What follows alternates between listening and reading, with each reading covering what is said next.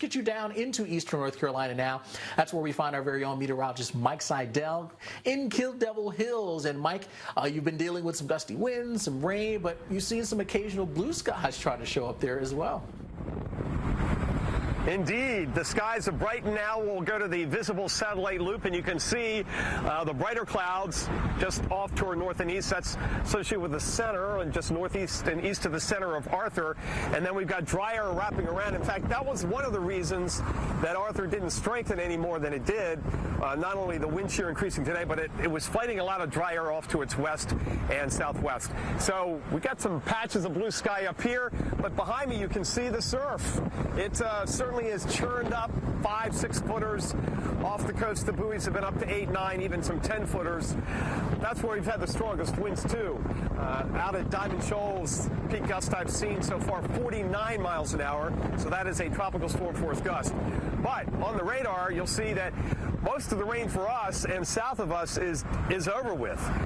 The heavier rain is now to our north up through the tidewater. We do have a swirl with the center of some heavier rainfall, but it's trying to swirl in, but the storm is pulling away northeast at 16 miles an hour, so that's going to prohibit any of that heavy rain getting into where we are in Point South.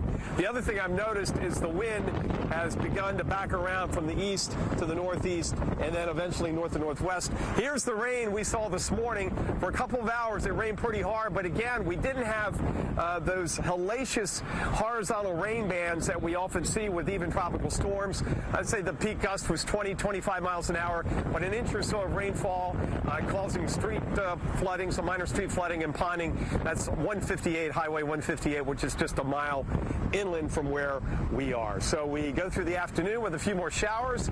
Wind is not an issue.